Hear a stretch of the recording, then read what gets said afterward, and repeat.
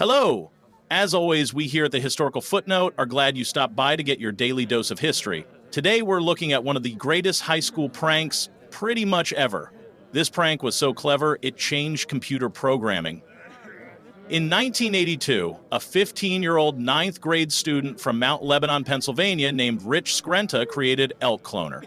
Skrenta was a known prankster among his friends, frequently altering the code on floppy disks containing games to display taunting messages.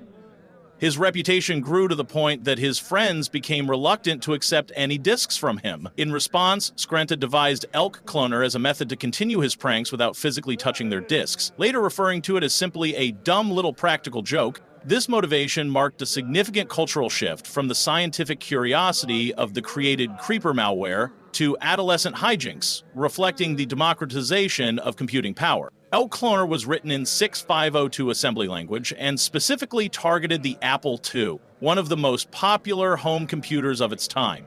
It was a boot sector virus, a type of malware that infects the small critical portion of a disk that a computer reads to start or boot its operating system. The virus attached itself to the Apple II OS 3.3 operating system. Its propagation vector was entirely physical, floppy disks. In the early 1980s, software and games were shared by physically swapping these disks. When an Apple II was booted from an infected disk, Elk Cloner loaded itself into the computer's memory. If a user then inserted a clean, uninfected disk into the machine, the virus would copy itself to that new disk's boot sector, ready to infect the next computer. The virus was largely harmless, designed for annoyance rather than destruction. On certain boot counts, as in every fifth boot, it would trigger minor glitches like inverting the screen display or flashing text. Its most famous payload was reserved for the 50th time a user booted from an infected disk. Instead of running the intended program, the computer would display a blank screen with the following poem: Elk Cloner, the program with a personality. It will get on all your disks. It will infiltrate your chips. Cheez-Its Cloner. It will stick to you like glue. It will modify RAM to. Send in the cloner. That was the poem. To avoid constantly reinfecting the same disk, Skrenta programmed Elk Cloner to write a unique signature byte to a disk's directory once it was infected, effectively marking its territory. The reaction to Elk Cloner was one of confusion and irritation, not widespread panic. Skrenta's own high school math teacher, upon discovering the virus on his machine, accused Skrenta of physically breaking into his office to tamper with his computer. In an era before antivirus scanners, users were left to their own devices. The virus could be removed by using Apple's Master Create utility to rewrite a fresh, clean copy of the operating system onto the infected disk. More ingeniously, users discovered they could inoculate clean disks by manually writing the virus's signature byte onto them.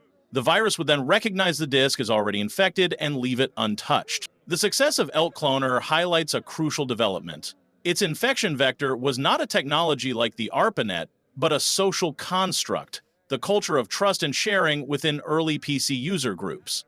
The physical swapping of floppy disks was merely the transport medium. The real propagation engine was the underlying social network of hobbyists who freely exchanged software.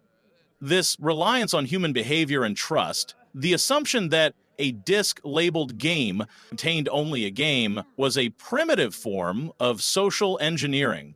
Elk Cloner thus serves as a prototype for countless modern threats, from email attachments to Trojan horse programs that exploit human trust to deliver a malicious payload. 4 years after Elk Cloner's playful annoyance, a new virus emerged that would elevate malware from a schoolboy prank to a global phenomenon: the brain virus. That story will be coming out in a few weeks. We would love to know what you think about this video. Please drop a like and subscribe for more content. As always, thank you for stopping by. You ready for the next fact?